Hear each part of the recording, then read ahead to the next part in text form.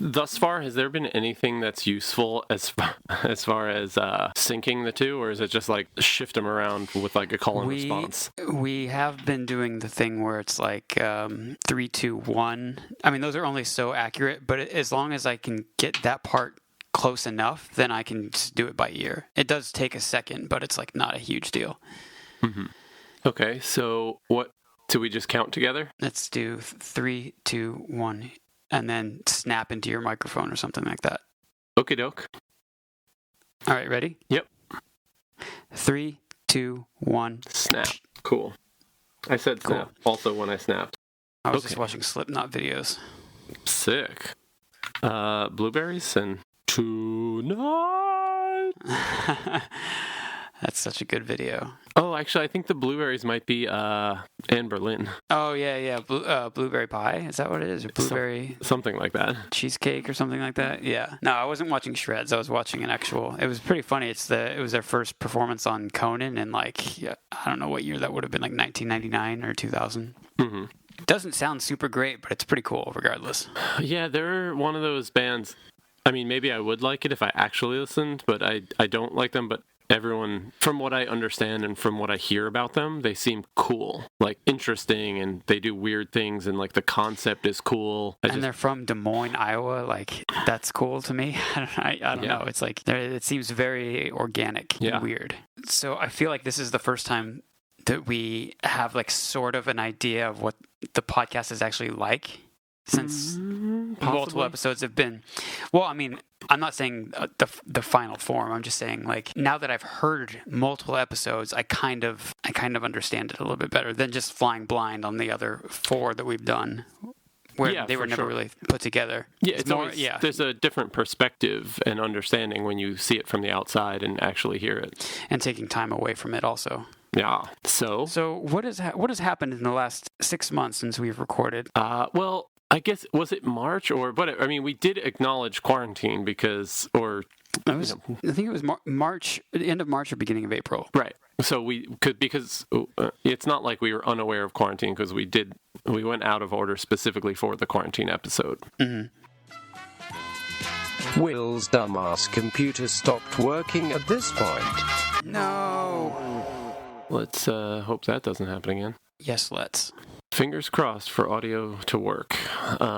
Should we do 3, 2, 1 snap? Yeah. 3, 2... Oh, sorry. Ready? Yep. 3, 2, 1, snap. That time I snapped. I heard it loud and clear. So, 6 months since our last... I feel like the first few episodes that we recorded were kind of like our pilots, and now we're in, like, we got the green light and we're in production. Totally. I've got a pop filter. I don't. I got to get a mic stand and a pop filter. All right. Well, speaking of which, I wish I had a cough button because I'm about to take my keys off. All right, here we go. I can clean that up. Okay, so 6 months, pandemic, not much is different. I mean, the pandemic here seems to be like, I think we're getting into the phase of no one cares. And even though we're in a second wave or third wave, everyone's dealing with it. I don't know. It seems weird. I still don't go into restaurants or hang out with people inside houses or anything like that. Yeah, I mean, you wouldn't really know there's much of a difference here. Even though I've seen articles, even though the Swedish government or whoever it was that like oversaw that process, they admit that they were wrong. Still, I mean, I'm a little jealous. Yeah. Regardless of all that, I mean, I don't really want to talk about this too much, but there is just a real like lack of respect for it. I think here there were obviously like guidelines put in place, but there was never any like even suggestion to wear a mask on public transit or in crowded places. Not even like we think you should wear a mask. There's just no recommendation at all, which is a little weird. Right. And just a little overly passive, with the thinking being like, but you got to put your trust in the people, which just, I don't think anyone took it seriously, and they aren't taking it seriously. And I just hope that there isn't a second wave. I mean, I guess no one, the bottom line is no one knows who's right or who's wrong yet, probably. But the Asian model of like, hey, if you feel sick, wear a mask, like outside of pandemic is pretty cool. And then I guess that applies when there is a pandemic. It's like, yeah, you might not know that you're sick, so wear a mask anyway. Of course. It seems like a cool thing. But anyway, I feel like we've covered this, so let's pretend it didn't happen and move on. Well, what I was going to bring up what a big change in the last 6 months for you and I is that I've convinced you to start playing Fortnite online with me. Yes, and I actually was going to, at some point, reference that because perhaps the reason why the pilot sessions were 6 months ago and we haven't done anything since is because we've been hanging out on the internet, sneaking around the island, shooting at people. Yeah, it's very unexpected that you took to it as strongly as you did, which is great.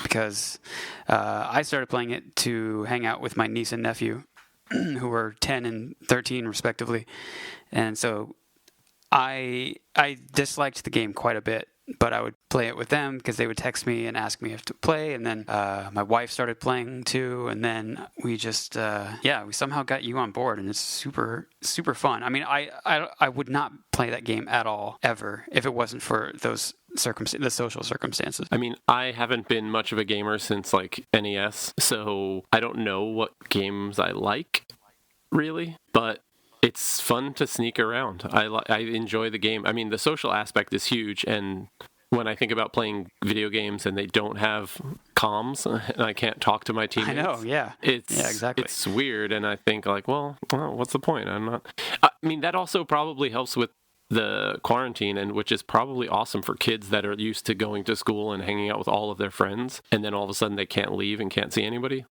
Like going online and talking to your friends and having little missions and side talk conversations during it, that's probably a godsend. Yeah.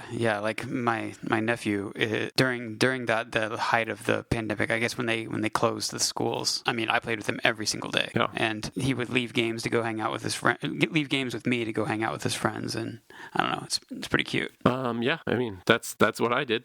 I hung out with you in or on Fortnite because I couldn't hang out with you or anyone else in real life. And but now we're getting back to podcast land. Now we can have a conversation that lasts longer than like 20 seconds before someone's like, "Bogeys on your 6."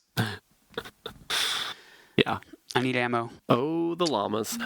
So should we jump into the episode? The show? Yeah. All right. So hello, everyone. You're listening to It's Always Stockholm in Los Angeles with your hosts Nate Harold and Will Noon.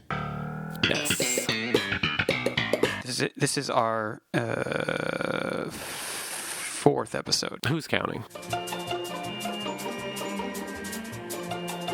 Okay, yes, so It's Always Sunny in Philadelphia, Season 1, Episode 4, Charlie Has Cancer.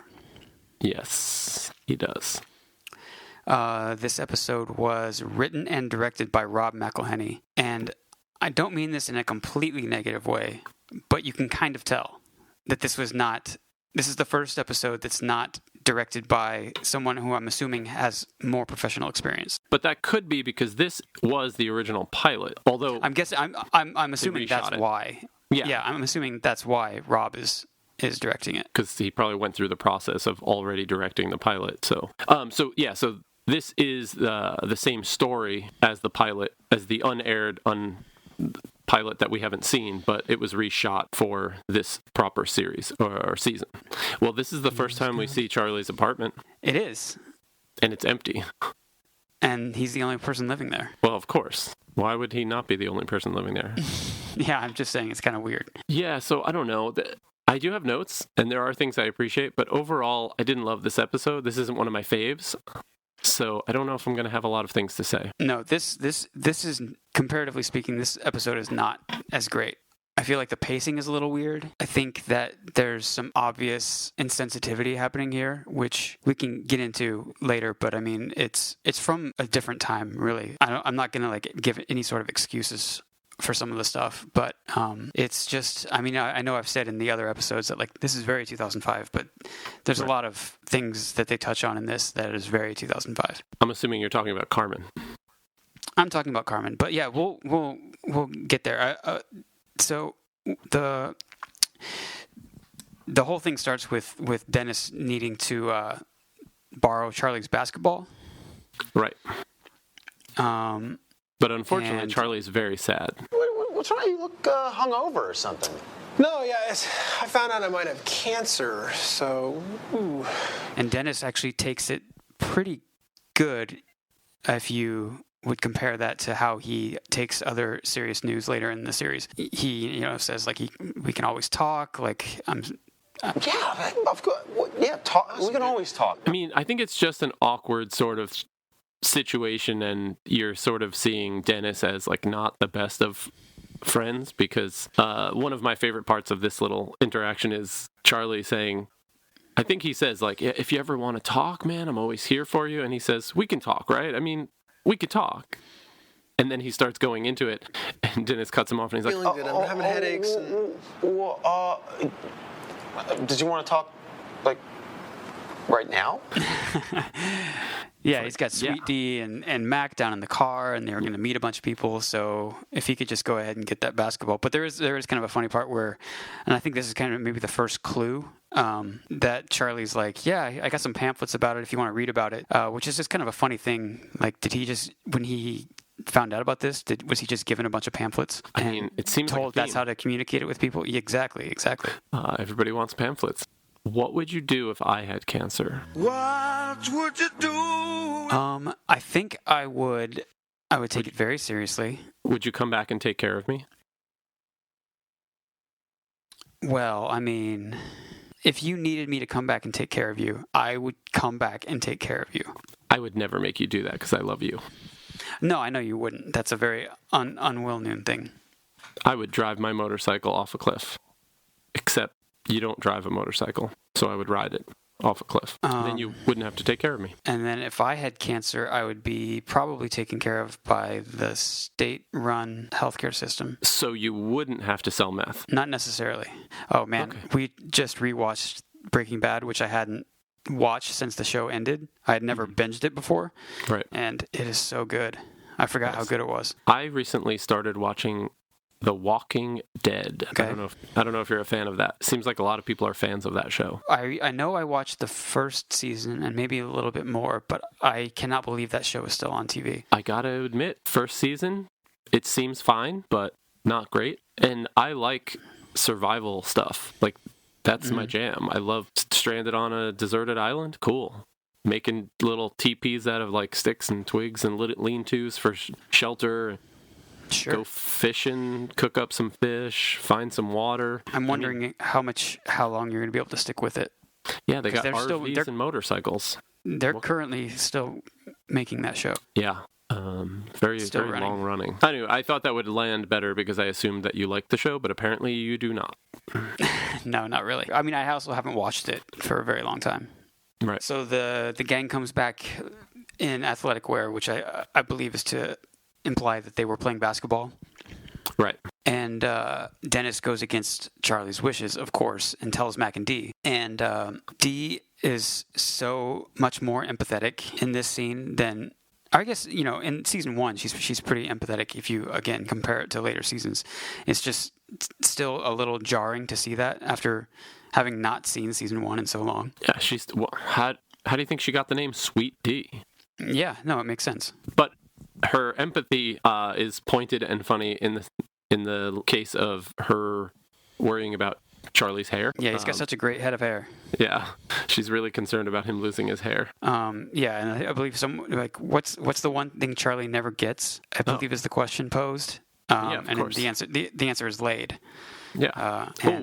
Wait, does this episode start? No, it doesn't.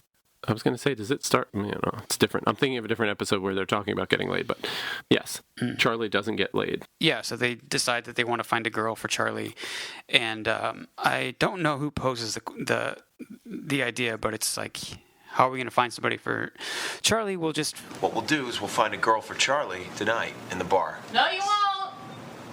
Yes, we will. There are never any girls in this bar. And then there's like the Always Sunny style, like, funny cut to the patties at night being basically only men. God damn it. Told you. But again, still way more people than they'll have in the future. Yeah, I mean, it's funny to think that it's natural, but they literally only put people in the bar when it's part of a joke or part of a bit. Yeah, it has to be in the story. Otherwise, it's like empty, or or there's like two people in the background, so you know that they're open. Yeah, there was that guy Eddie, I think was his name. He was just like one of the two people in the bar for many seasons. But then there's a cut to Mac at the pool table, chatting up this very attractive woman, Brittany Daniel. Brittany Daniel. Why don't you tell us a little bit about Brittany Daniel? I think she's great. I think she's a wonderful actress. She's very attractive. She was Brandy from Joe Dirt, which was a fantastic movie, and most people probably don't agree with me, but I loved it, and her character was great in that. And Carmen on Always Sunny, a reoccurring character, she's always great. She's always very pleasant. Always welcome to see her. She is one of the most like normal and like well-grounded characters in the entire show, like of any recurring character. Because I was trying to like rack my brain to think of like other people who were similar to her in that, and I was like, oh yeah, the lawyer. But then I was like, no wait, the lawyer, the lawyer is corrupted by the gang, just like Cricket is, just like the Ponderosas are. She really does stand out. Yeah. In that sense. What about Ben the Soldier? Yeah, that's a good example. He doesn't change. He's just really and they try to corrupt him way more. Right. He's often their target. He is a fortress. Maybe Carmen and Ben the Soldier will end up together. Carmen's married. We're getting ahead of ourselves. So? Yeah, there's a great line in this scene where Carmen and Mac are basically just like checking each other out very openly. And he's like, yeah, you... Carmen, you have the most amazing body. Are you bulimic or what? No, I work out like every day. Yeah, it shows. You look like you work out too. Yeah, one would think, actually, but it's pretty much all natural. Which is just such a great Mac inflated ego thing to say. Right. Which I guess is maybe foreshadowing, because that's a specific response. I hadn't thought of it until just this moment. Because at this point, he doesn't know anything about Carmen. He's just like checking out this hot babe at the pool table. So then Mac, like excitedly, it surprised me that he would take himself out of this scenario so fast to like run to Dennis and Dee and be like, I found the perfect girl for Charlie. Because it seemed like he was really enjoying himself there. But maybe, he's a little more selfless than I thought. Right. Or it serves the storyline. Well, yeah, that's it. Yes. Well, but then he goes back. Dennis like glances over there, the briefest look, and is like, over by the pool table? Yeah. Nice. That's great, Mac. Good work, Mac. That's a dude. This is where like the transphobia in this episode starts. But he's like, yeah, that's a dude. Mac's like, no. Points her out again, and he's like, yeah, her name's Carmen, right? And so like he like rattles off like who she's related to and how they know. How they know her, and a lot of terrible stuff is said, basically. I guess we could get into like the transphobia stuff here. Well, I mean, I don't think it's offensive, but one of my favorite lines from that exchange is when they're explaining what's going on. Dennis is like, yeah, look at that bulge. It's like she's trans, and they use the term tranny, which is probably not cool. Yeah. So, but she's the situation that she's pre-op transsexual. So he's like, yeah, look at that bulge. There was a distinct bulge in her pants. And then there's like, yeah, there's a dick in those pants. And Mac's response, I think, is great when he says, there's a dick in those pants? I'll be right back. Yeah, he shoots back over there. And God, Carmen is so good in this scene. Because Mac just goes straight to the point. Like, is there a dick in those pants? And she goes, yeah. Which is so, I thought that was hilarious. And then I forget what the line is, but well, he responds when he goes, and he also has a good motion where he like sort of does this like looping point down to her pants, and he's like, "Is that a penis in your pants?" And she says, "Yeah," and that's when he accuses her of lying, which I guess he felt like she was lying because she was so passing, and she's accusing, so attractive. Yeah. And then, and that's when she's like, me? No way, you're the liar. I've seen you at the gym. You said you didn't go to the gym. You're ripped. And it's just like a light bulb turns on in Mac's head. Yeah, exactly. And just so completely throws everything else out the window. Yeah, so that's the moment where he changes from this like accusatory sort of action or mode he says, well, don't turn this around. Wait, really?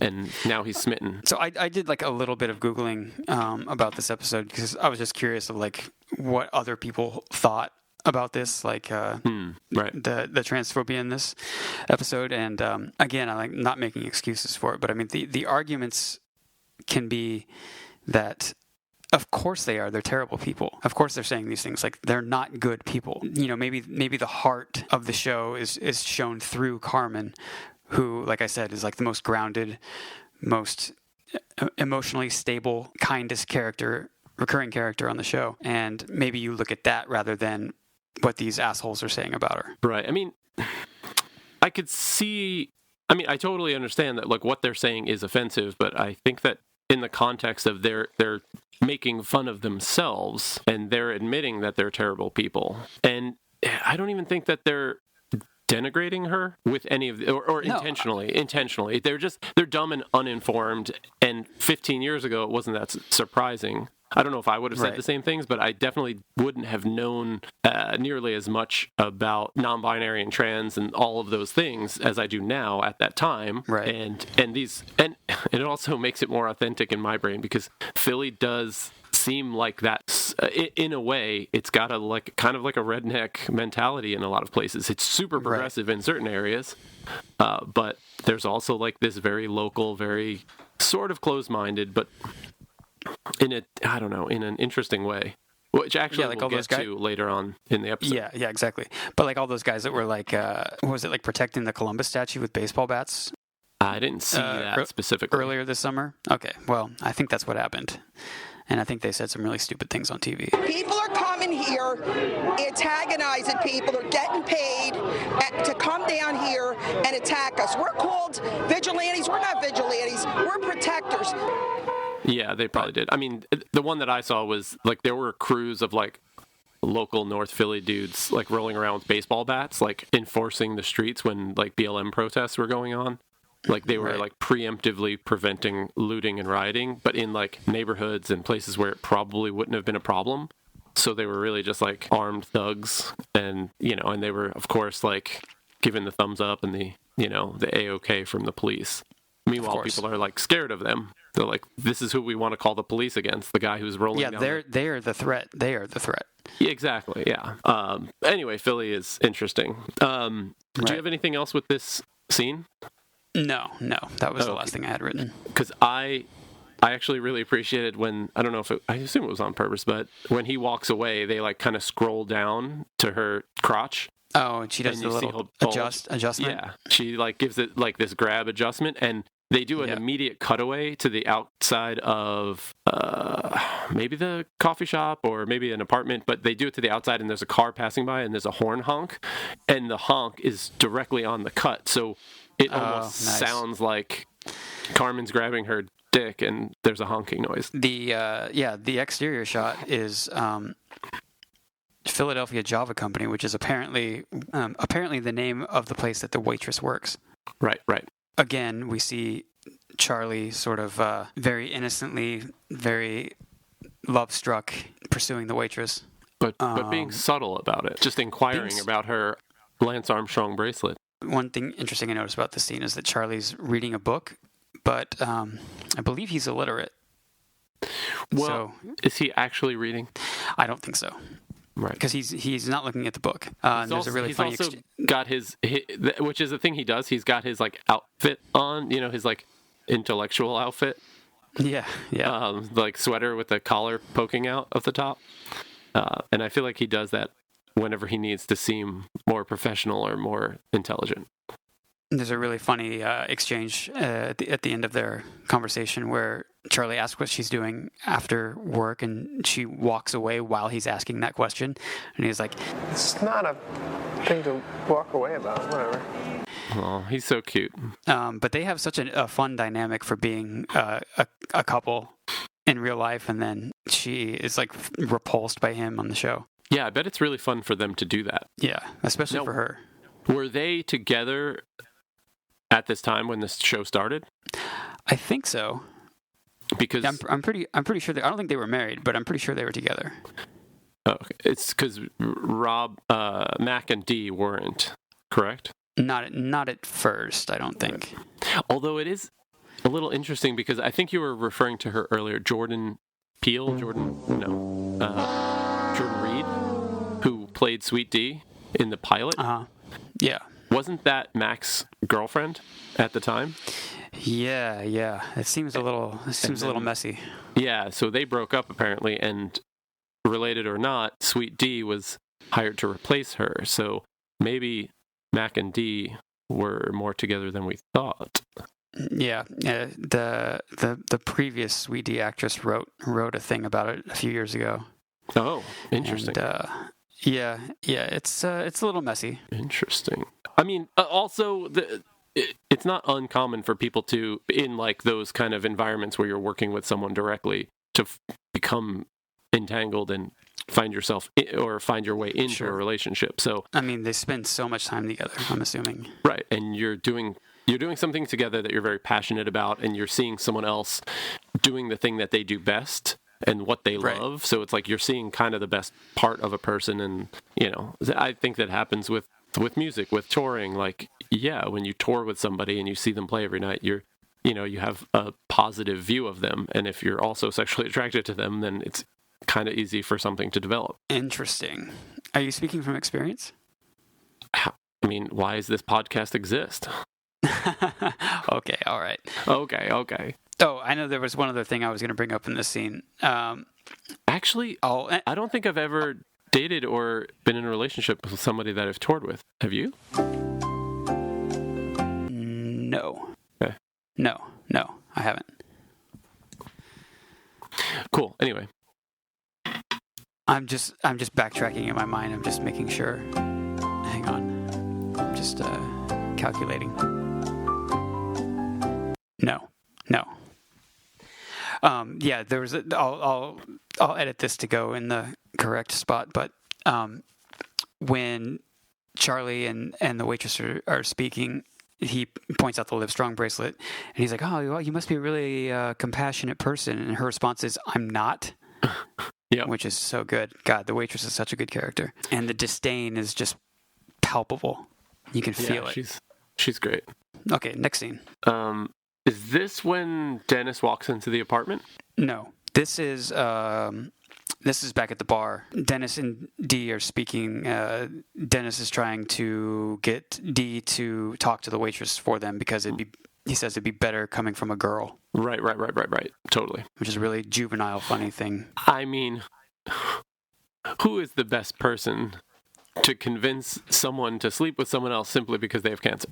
Are you saying Dennis or Dee? Yeah, no, I'm just saying it's kind of an impossible question to answer because no one is really in a good or bad position, or no one's in a good position to proposition that. It's an even shitty playing field. Yeah, sort of. That was my implication. Sort of. Yeah. The only thing notable about this scene that I was going to point out is that there's a really classic Always Sunny pause at the end of this. Oh, is that when she says on one condition? Yeah.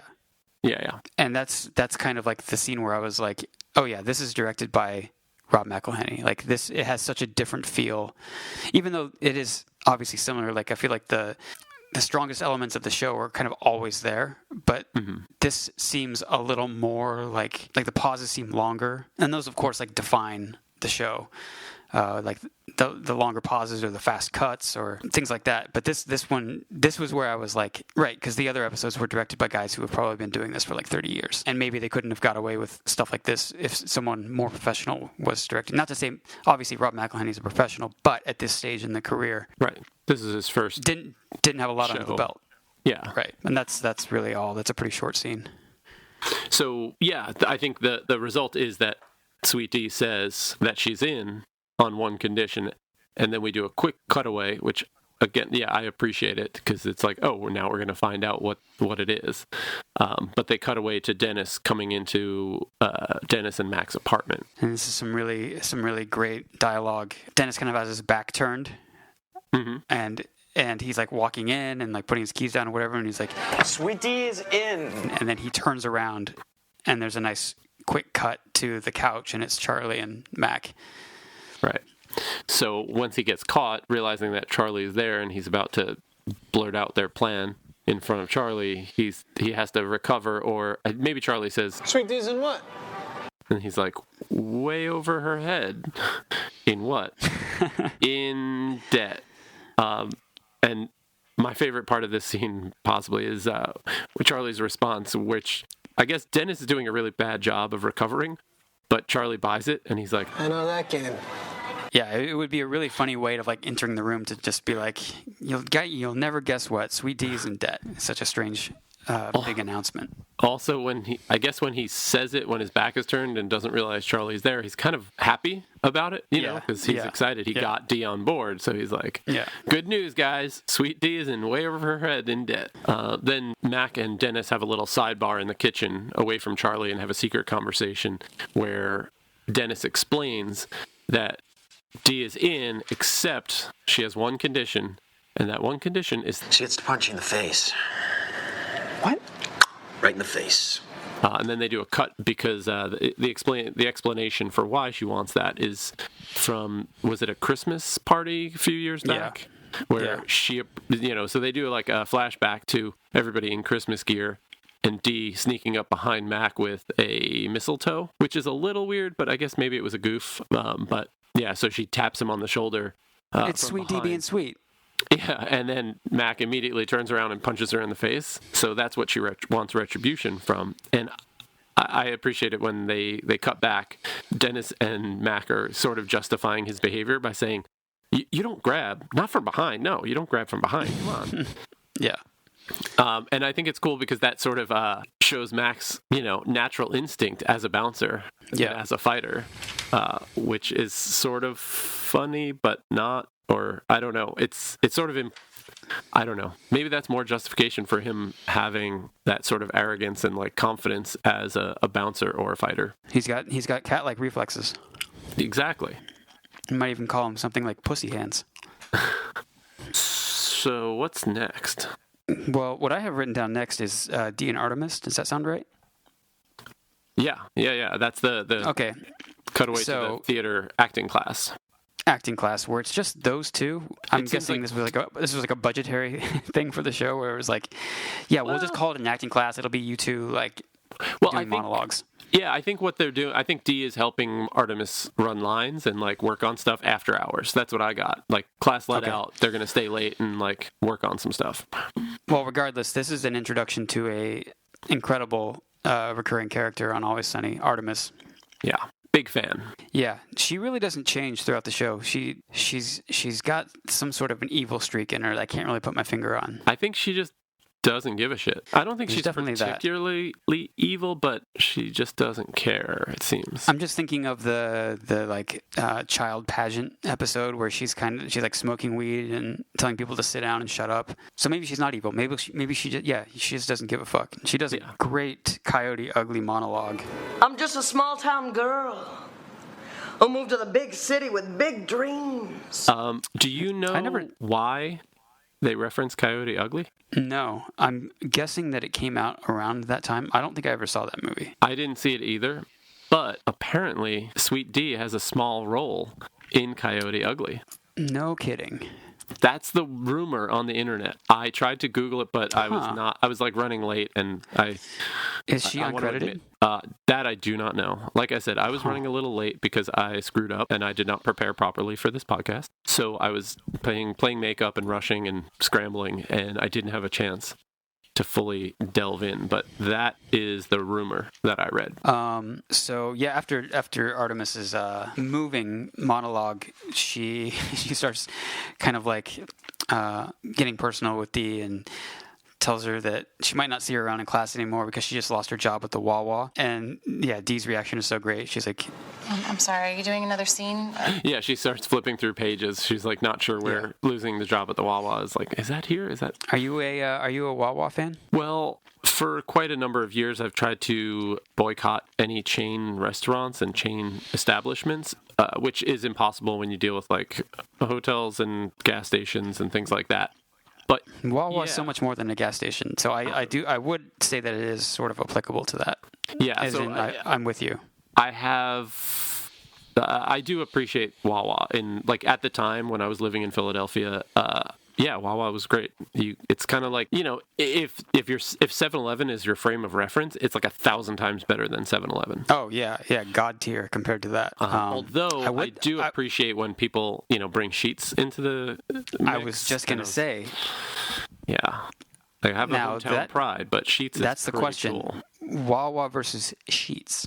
Yeah, I don't know. Like I said, I got the hometown pride. I want to say. I have an allegiance to Wawa, but Sheetz does have some pretty nifty stuff that, hot food and all that. But honestly, it's been 5 or 10 years probably since I've stepped foot in either. So yeah. Nowadays, who knows? I mean, in the van touring days in my career, I remember discovering Sheetz and Wawa in that same sentiment. And I mean, if you're poor and on the road, they're pretty amazing. You get kind of excited to see them. Yeah, especially when you're doing like a 500-mile drive over the course of a day and a half, and you have seen like just the non-versions of those gas stations, a normal gas station where you're, I don't know, like as a vegan, like what are you going to buy? I was just going to say that as veg or vegan, you can only eat so much Taco Bell or Subway Veggie Delights before you kind of lose your marbles. And Wawa and Sheetz really came through in that regard. 3 more Chico sticks. Ugh. I mean, like you're like eating candy and nuts and like maybe pretzels if you're lucky. That's like the healthiest thing at some of these gas stations is a bag of pretzels. Yeah.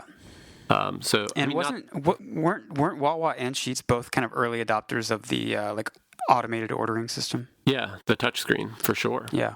I mean, I have to say, as far as like capitalism in corporate America and chains, those were both pretty good. I hate to admit any of that, but I did appreciate both of those places. I mean, in context. Cut yourself a little bit of slack. Okay, I'll cut myself some slack. So anyways, Artemis might have to go on welfare because she lost her job at the Wawa. And then Dee, inspiration strikes, and she calls her brother, who's in the car listening to Rick Astley, like very prominently, Never Gonna Give You Up. This predates Rick rolling, so like maybe this was probably a lot funnier when it aired than it is maybe perceived now. Right. She even asks, like, What are you listening to? Rick Astley, what's up? Like, I think at that point that may have been a much funnier joke than, whereas now it's like annoying, a very unfunny joke. Yeah, Rick rolling is one of my least favorite internet things. I just don't get it. I mean, there's not much to get there. I mean, yeah, but people do it. I don't get that part. Like, I don't get why it's funny, and I don't get why people do it. Watching those videos, Rick Astley is so young. He looks like such a little kid, like red hair, questionable dance moves, and that crazy voice. He's probably like 22 or something like that. Interesting. I never thought about putting the voice to a face, but yeah, that is a pretty unique and deep, like authoritative voice. Yeah. So basically, Dee breaks it down. Like, she needs help with the bar, which has kind of been established throughout this episode, that she's basically doing all of the work by herself. Right, because Charlie has cancer, so he's not doing it. And so she kind of proposes that they maybe give an audition, or I don't know what the word would be, interview, I guess maybe is what she says, with Artemis. And Dennis is like, will she wear the, they reference Coyote Ugly, and he's like, will she wear the hot pants and blah, blah, blah. And I guess the leverage in that is if Dennis agrees to that, then she'll talk to the waitress. Is that what happens? Yeah, basically, Artemis needs a job. Dee needs help with the bar because Charlie's not doing his portion of the work. So Dee says that she can get someone in to work for tips only, blah, blah, blah. But her stipulation there is that she doesn't want to help get the waitress. Dennis has to do it. Yeah. And Dennis has to make that decision. So, yeah, she even says, like, it's up to you. What do you want? You either want a hot new waitress who will work for free or, you want me to help you with Charlie. And that's another quick cut to Dennis walking into their apartment and saying, all right, Sweet Dee's out. So, yeah, exact same setup. And, it turns around, and it's not Charlie on the couch this time. It's Mac and Carmen. Yeah. Carmen, who once again rules. So Dennis gets really awkward because, I guess he didn't know that Mac was interested in Carmen and wasn't sure of the situation. So it's super awkward, and Dennis kind of sucks in this scene, but also Carmen rules because she's totally cool. Those two are like the most awkward, like embarrassed little boys in that scene, and Carmen's just like, hey, what's up? Yeah, the two things that I like from that scene are Mac's reactions. One of which, I guess, as Dennis comes home and is like, oh, hey, I didn't know you were here. And she's like, oh, well, I got to go anyway. No big thing. I got a hair appointment. So when she stands up, Mac has a great reaction. I don't know why he leans his head in, but she stands up and he's sitting and he kind of like moves his head or looks over towards her. And it's like his face is directly in her crotch. Yeah. And he winces and kind of like pulls back from seeing her penis. And then the next one is when she wraps it up and says that she's leaving. She's like, okay. So I'll see you tonight? Mm-hmm. I'll pick you up at 8. Cool. And his reaction to that is also very funny. And I guess the plot point out of this is that Dennis and Mac have to agree that they're going to get the waitress to hang out with Charlie. So I guess, I don't know if this is where they do it, but basically they decide they're just going to pay her. They're just going to offer her money to sleep with Charlie.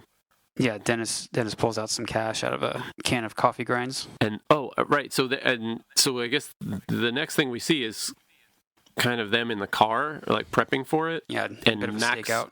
Yeah, Max approach.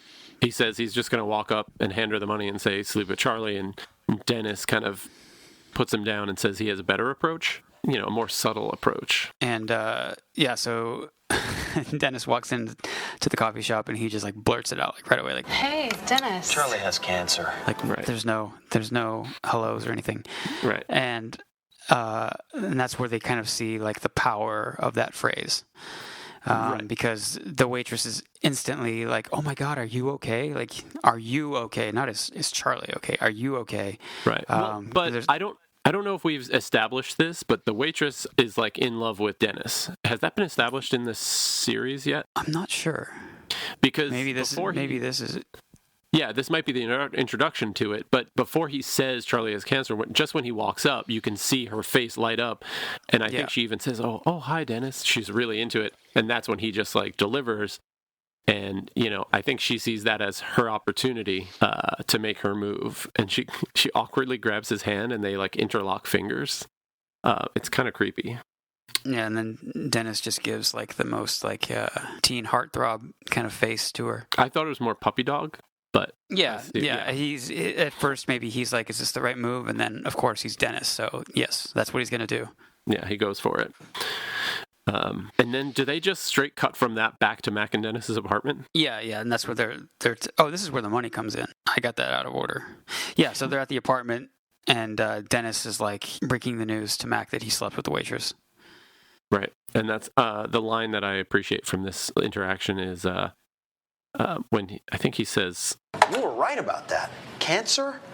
Gold mine. Because then this is where Matt goes back to the coffee shop with the money, and again, like going straight past the pleasantries, just offers her money to sleep with Charlie. Yeah, he hands her $200. No, he hands her money, and she says, "What is this?" And he says, "That's $200." And she says, "Why?" And he responds, "To sleep with Charlie." She says, Gross. $250. Classic negotiating. Yeah, it's a great line, delivered well. And then following this is kind of like kind of harkens back to what we were talking about a few episodes ago about, you were saying like maybe kind of a Philly thing of like yelling outside the window. Oh yeah, this is to me the quintessential like first season Philly outside. That's where when I think of that, that's what I think of that scene. But yeah, Mac. So Mac is gifted the power of the phrase, my friend has cancer. Yeah. So he basically yells up to Carmen's window. She, sticks her head out the window and says, "Hey, what's up?" And he just blurts out again, Charlie has cancer. "Oh, you poor baby, I'll be right down." And he smiles. And here comes a montage, also set to Rick Astley, same song. Yeah. So like it's the waitress and Charlie hanging out. They like go to a jewelry store, which is I thought a little like out of character, and Charlie buys her a watch or something like that. Right, and then like they're like pulling a dress off the rack, and he looks at the price tag, and he gets all scared. The Carmen and Mac stuff is all pretty great, racing up the rocky stairs.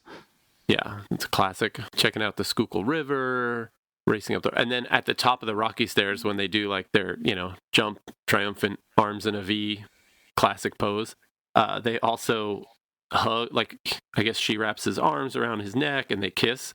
And they're like, bodies are pressed up against each other. And then Mac instantly like pulls his butt out to like separate, because I guess he felt her bulge. It kind of reminded me of like a middle school dance kind of posture.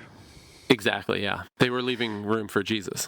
I was just gonna say that. Did anyone ever tell you that seriously? Oh, dude, of course. Don't underestimate where I come from. I mean, I'm not underestimating. I don't know. For me, that's something like, I don't even know where I heard it, on TV maybe or something. I don't know. Yeah. I mean, where I'm from is very conservative Christian. I mean, I remember, I feel like I was even maybe like, because I did like youth group stuff, because, I mean, I hope my parents aren't listening to this, but like I was kind of forced to, I would say. And I remember this one thing, and I was in high school. I remember that at the time. I was at this youth group thing, and the like youth group leader put on this video about the age of the Earth and about how like dinosaurs were like 6,000 years ago. Right. Or maybe it was that the Earth is 6,000 years old and the dinosaurs were like 3,000 years ago. Right. Yeah, I mean, people... There was a band practicing next door to Will and the audio was not usable. We started talking about religion and then Mormonism. Back to the show. Also, I've heard similar things about Scientology. A friend of mine said that they used to have, maybe they still do, a brunch every Sunday that was like apparently an awesome spread, like at basically what you would get at like a decent or fancy hotel, and it's free, and you just go and you have this free brunch. But I mean, it's very smart in LA. There are people that like are there to convert you and like lure you in. If we're talking about what religion is more nuts than the other religion, I would say Scientology is right up at the top. Yeah, it seems like that. I mean, that one just is bonkers. There's a science fiction writer that just so happened to start a religion. Yeah. Or did he start it or did he find it? Like, I guess that's a question. Like, I don't know enough about it. The book is Dianetics. That's all I know. Right. Maybe I've got some reading to do. And then it's just like so obviously a scheme. Mm-hmm. But I mean, there's people are searching for that kind of thing. People searching for religion or things to believe in like that. So there are people that are susceptible to it. But to me, it's just like, why would you waste your time? Right. I mean, I understand that people have questions because life is like really weird.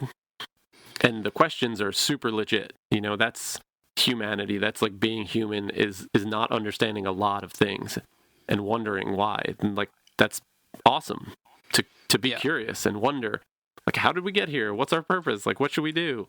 But to find someone who is so definitively ready to answer those questions in a definitive way and like with certainty, and that just is so strange to me. It's so foreign. Yeah. I've never had that burning desire in me at any point.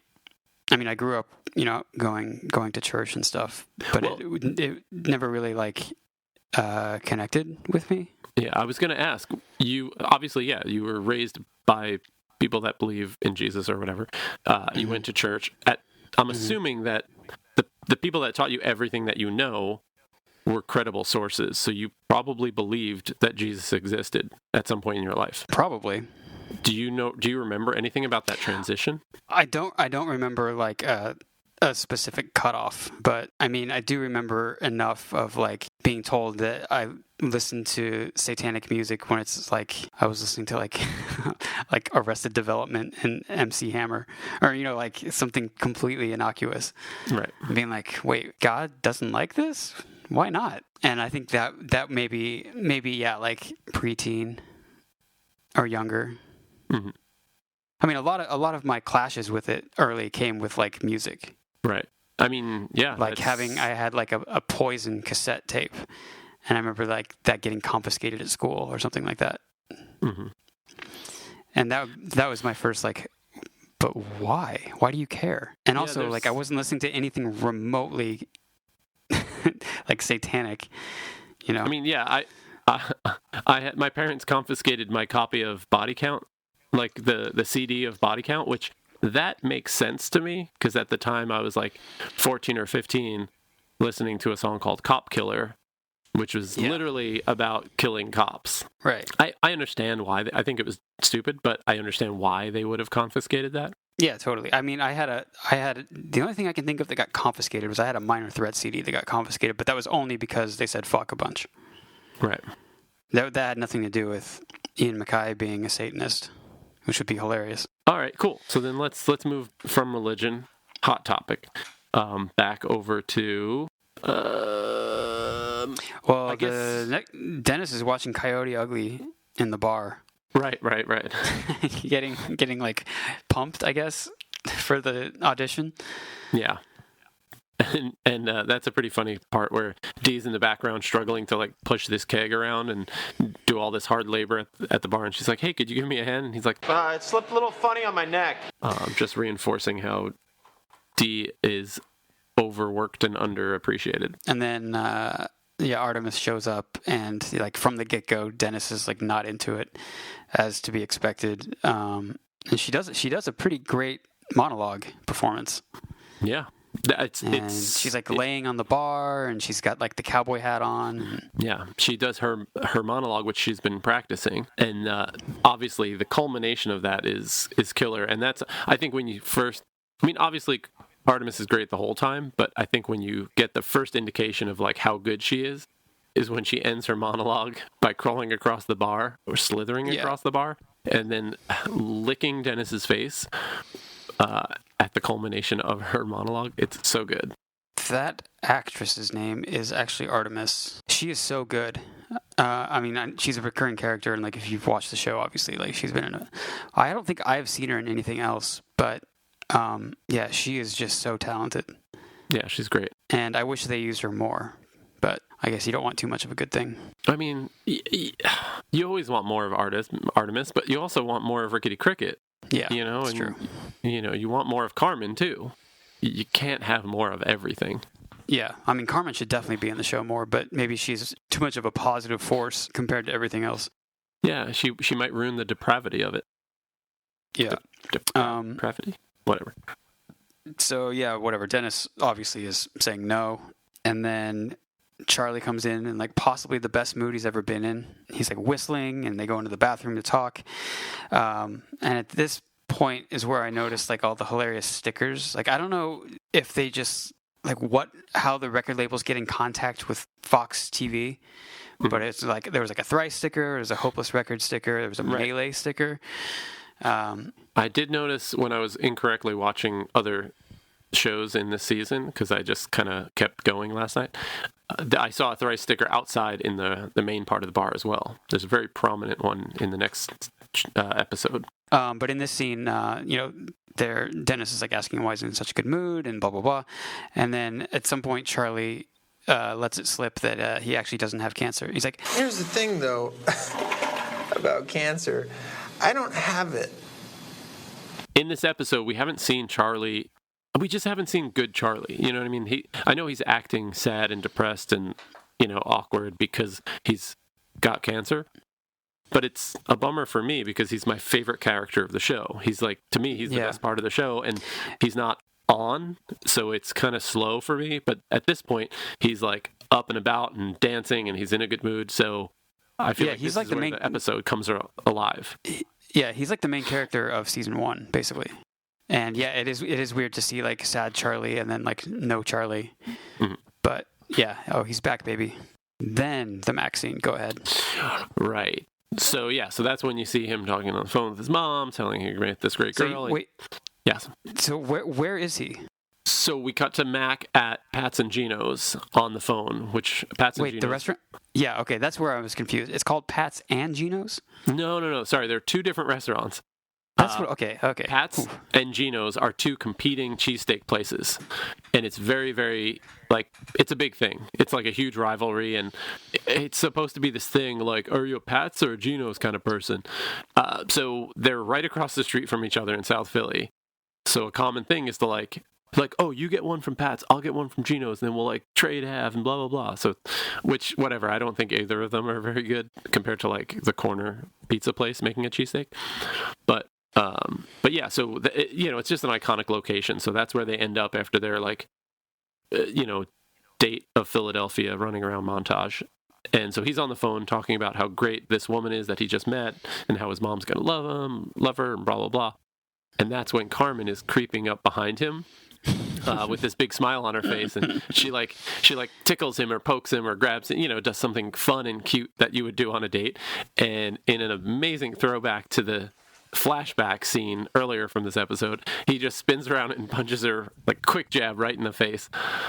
She goes down and she's like, "Oh my God, what the hell?" It's like, "I think you broke my nose." And this is where I was talking about earlier, like how Philly is like weirdly backwards but progressive at the same time. Yeah, this is a perfect example of that. Yeah, this is a very Philly thing somehow. And yeah, so you see these two guys, I think they're construction workers. They might have like, reflective vests and hard hats even, Carhartt, like that sort of thing. And these two like South Philly like dudes are just like, "Yo, did you see that guy just punch a girl? Like, what the fuck?" And Mac tries to explain it. And he's like, no, it's cool. It's a dude. She has a penis, so it's okay. And then they look at each other and like, "Dude, is that a hate crime?" "Shit, yeah, it's a hate crime." So they start chasing Mac because he committed a hate crime. Yeah. And it's just... that's like another example of like maybe like the show showing its heart, maybe a little bit like how the same thing with Carmen being like such a great person comparatively. They're just like kind of like maybe the show isn't created maliciously, just like letting the audience know maybe one more time. Right. And yeah, I mean, I don't know. I think it would be hard to see this show and understand it in any small way and think that they're being in any way malicious. I mean, I understand that if you don't think a certain word is good to be said by anyone at any time, cool. But like, then would you have to say that like a movie that depicts a serial killer murdering someone, murder is bad, so that you shouldn't watch it? Are you an evil person? Are you a hateful or a psycho or sociopath watching a horror movie because someone gets killed or someone is killing? It's like, no, this character is bad. They're doing things that are bad. That's what they're supposed to do. That's the reality of it. And you can explain things and you can relate, whatever. These characters are terrible, shitty, selfish, uninformed people. And they do things that those types of people would do. And they say words that they like, they don't think about the words that they're using and blah, blah, blah. And sometimes they learn about it. And sometimes they like discuss it. And sometimes they don't. But but I do agree that this is definitely a way of them showing their self-awareness. And so then a chase ensues, and these two like construction workers chase Mac all through South Philly. And then we go back to the bar. It's Charlie and Dennis, and Charlie kind of like explains why he claimed to have cancers because he saw the waitress wearing the Lance Armstrong Livestrong band. That was the whole reason. Right. So this was his mastermind plan of pretending he had cancer, telling Dennis not to tell anyone. Obviously, he would tell the waitress. She would feel bad for him, and then they would be in a relationship, and they get married. And he's like, and that's how the world works. And it's funny because Dennis is really upset because he's spent the past week or so worrying about his friend dying of cancer, which, I don't know how worried he was. But I don't think he was. He was more upset that Charlie lied to him, and then he then lied to everyone else, and he looks stupid, blah, blah, blah. But Charlie doesn't really care, so he's like going about his business. He's more happy that he went on a date with the waitress, and he's like in the best mood. So he's like washing his hands and blah, blah, blah. And I really like his delivery. As he's looking in the mirror, he says, "Oh, well, excuse me for being the most terrible man on the planet. I'm a terrible man. What are you doing? What is that?" He has this hand motion where he squares off he like frames his face with his hands in the mirror. I don't know if you remember this scene. I don't know how to describe it, but it's amazing. And somehow it punctuates the point that he's a terrible man, but sarcastically. Yeah. I don't remember that, but now I kind of want to watch that part again and see it. Oh my God, it's so good. It's I think you've referenced Charlie's like physical, like aggressive body language. Yeah, his body language, and this is that thing. He's just talking. He's like sarcastically saying, "Excuse me for being the most terrible man on the planet. Oh, I'm a terrible man." And he's like, almost. What's that Madonna song, Vogue? Yeah, Vogue. I was going to ask you if he was voguing at first. He's kind of doing that, but it's a little different, and he's just like looking at the mirror, framing his face, like. I don't know. It's really great. And then the kind of like plot point in this is Dennis tells Charlie that, we paid her. Well, before he does that though, I just have to mention that they're talking about. I guess that's when somehow Charlie explains how things work, and he says, I'm cracking eggs. Is that what you're doing? Let me crack one more egg for you. Let me crack an egg and throw it in the oven. You got an egg? Doesn't really make sense, but it's funny. And so the egg of wisdom that Dennis cracks and throws in the oven is the statement that Mac and Dennis had to pay the waitress $250 for her to sleep with Charlie. And then that's when it's like learned that Charlie's like, we didn't have sex. And that's the end of that scene, because then it cuts to Mac sprinting away from the guys from the cheesesteak place. Right. Kind of like a quick montage, and then he gets back to the bar and he's telling the story to the guys and to Dee, and he kind of like offhandedly is like, Dee, give me a beer. Like, after she's already kind of been dumped upon this entire episode with the workload, and no one seems to have any sort of interest in helping her, and that just like pushes her over the edge, and then right in the kisser. Right. Yeah, so he references that, and she gets her revenge, and punches him in the face. It's pretty funny because all the punches look exactly the same, kind of. They're all these like very formal, like cute little jabs. So Sweet Dee finally gets her revenge from last Christmas because she's had enough, and she punches Mac. And I think that's sort of the end.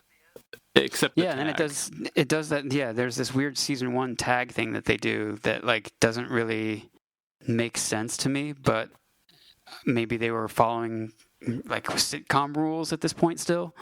Right.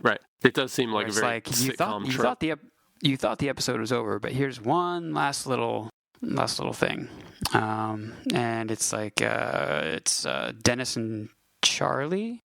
No, it's Dennis and Mac outside of the waitress's house trying to get their money back.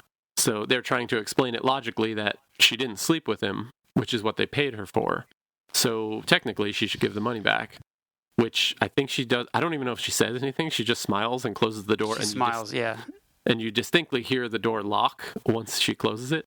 And Dennis like stupidly has the line. He's like, she's probably getting the money though, right? Yeah. I think Mac tries naively. The door handle, it's locked, and Dennis is just very downtrodden and childish at that point. Yeah. These tags, like this one isn't as bad as the one where Charlie's talking to Tommy's dad. That one might be the worst, but it is similar. It's where it's like, why did they put this in here? But again, like since they were like new on TV, maybe like they had like some producers being like, you have to follow these steps. Right. Yeah. They could have like left the episode there and then had some response from like a suit or someone corporate above them say, well, what about the tag? And they're like, exactly. Okay, cool. Let's do a tag, I guess. Yeah. Who knows? Maybe that's their favorite part of the show. And that's it for that episode. Charlie has cancer in the books. Yeah. Again, like by far the weakest episode that we've talked about to date. It seems to me like this was the episode that like got the show on TV, and so maybe there was some sort of like attachment to it in that regard, where it's like, well, we have to do the pilot. But when you compare it to the other episodes in this season, it just really feels not as thought through. Right. I mean, and like the plot's kind of all over the place, and there's like maybe a few more things happening in this episode than other episodes in this season. Yeah. Thank God for Carmen. Yeah. I mean, this episode, thank God, gives us both Carmen and Artemis. So I guess in that regard, it's a classic. I think it has a lot to do with Charlie being on the bench, basically, for most of it. Yeah. I mean, I don't know how he couldn't be unless it was rewritten, which would make it an entirely different thing. But for me, love that Charlie. Can't get enough of him. Yeah, same here. Wrapping up, I'd like to thank our sponsors. Those underpants and the box that you buy your clothes in, and they send you clothes that they pick out. Yeah, they're both great. There's the bed too. Oh yeah, like a mattress. Yeah, it's a mattress. Yeah, thanks to our sponsors. You can sleep who on sell it. Mattresses. I heard that like those mattresses have like the try it free for 100 days or something like that. And I heard someone say that if you get to the end of that period and you're like, actually I don't like it, they just let you keep it and give you your money back. Oh, cool. Can't confirm, but that's what I've heard. I mean, because like, how much does it cost to go pick up a mattress and repackage it, and yeah, especially throw it away? Like all the new mattresses. I mean, not all. Most of the new mattresses are like the memory foam, and they come like vacuum sealed in a very, very small package compared to what they end up being once you like let them expand for a day. So you would never be able to get it back in its original packaging. So that makes perfect sense that shipping it back would be a nightmare. I'm not suggesting that people try it, but I'm just telling you what I've heard. Well, we just lost one sponsor. Yeah, I was going to say, like, we started out the episode talking about, like, I started talking about how I feel like I have, like, a bit of a picture of what this podcast is like. But then we started doing this episode, and I was like, it's just harder to find things to talk about with this one. Mm-hmm. There's a bit of a cloud hanging over it, for me, at least. Like, I did feel like it was a little more insensitive than some of the other ones, but I'm not as sensitive as you are, so it's easy for me to just be like, what? People get it. They know that it was like a long time ago, but also they're terrible characters and blah blah blah. Yeah, it's fine. But I do think this wasn't the strongest episode, which makes it harder to like do the recap and get excited about it. All right, we want to thank our producers, whoever they may be eventually, and again our sponsors for making this all happen, and supporting us from day one and sticking with us through the hard times. And our Patreon subscribers. Yeah. Shout out. Do they have names? Do our fans have special names? Could we call? I guess it depends on which one of us they like more. Oh, true. What would your followers be called? Mine are called the Death Squad. The Death Squad. I thought it had something to do with your name for some reason. Oh, sure, yeah. If you want to make yours like yours would be the Noonies. Yeah, I don't know. Death Squad seems cooler. Mine would be the Geraldo Rivera's. That's pretty cool. It actually is kind of cool. Where's Geraldo? All right. Well, you want to play Fortnite? Or you have stuff to do? No, I could do that. I could jam on that. Cool. Join our Patreon if you want to play Fortnite with us. Oh my god, that'd be so fun. We need to get a lot more people listening to the show so it makes sense to have a Patreon and a Discord. All right. Thank you for listening, if there is anyone listening. Thank you. Thank you to my co-host, Will Noon. Thank you to myself, and we will see you next time.